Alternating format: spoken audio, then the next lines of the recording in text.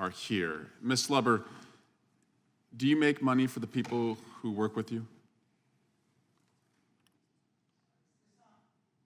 Now it's on. Do I make money from people? Do you make money for the people who work with you? Are you helping them make money? A return on their investment? Indirectly. We certainly do an analysis of financial risks of climate change. Ms. Lamb, do you help the people that are your clients make money? Absolutely.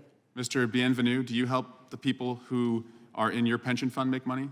Absolutely. Over 20 and 30 years, our returns are in the 6 and 7+% range, in line with our assumed rate of return. And Mr. Bienvenu, are you fireable? Meaning if you don't make money, can the people you work for get rid of you?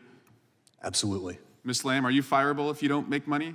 Absolutely. And Ms. Lover, if you're not providing advice that helps people make money, can they get rid of you? Absolutely. I don't understand why we're here, because you all, for the longest time, as long as I've been alive, and I'm the son of 2 Republicans, so I've heard this in my household a lot, you're the party of free markets. You believe that Democrats regulate too much, but you've hauled these 3 here to tell them you don't like how they're investing in the free market. You don't like how women make decisions about their bodies, and so you're banning abortions. You don't like how families make decisions to get pregnant, so you're banning IVF. And now you don't like when businesses invest in climate projects. And by the way, it's a little bit ironic because you have done nothing, as long as I've been in Congress, to mitigate against climate chaos. You've contributed by doing nothing to make the risks higher. These folks go out and, in their own investments, mitigate against the risk, make money for the people who work for them, and now you're saying they shouldn't do that. I want to talk a little bit about CalPERS because as I was reading Mr. Bienvenu, in the 2022-2023 year, CalPERS returned 6.1%. Is that about right?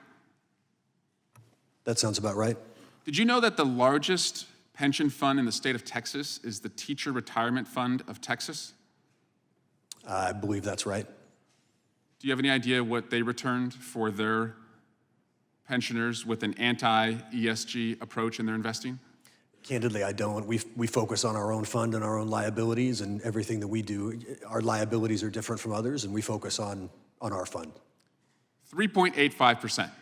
So everything is bigger in Texas except the return on their pension fund because of their anti-ESG policies.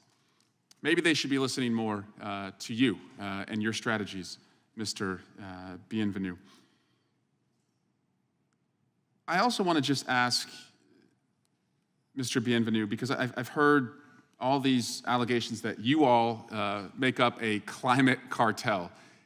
Who are the people in your fund, Mr. Bienvenu? Like, who are the pensioners? Where do they come from? It's the hardworking firefighters, police officers, and public servants of the state of California. What are some of the other jobs?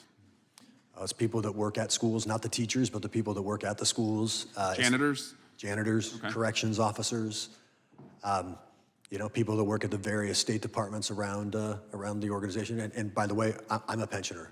Right.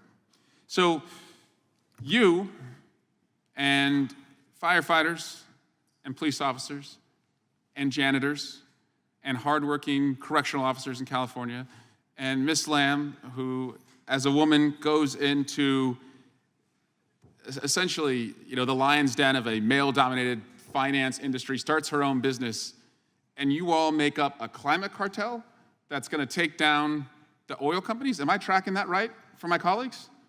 If anyone wants to jump in here? Their lack of jumping in, I think, reflects the absurdity of the allegation, and I yield back. Gentleman yields back, and now recognize Mr. Van Drew for 5 minutes.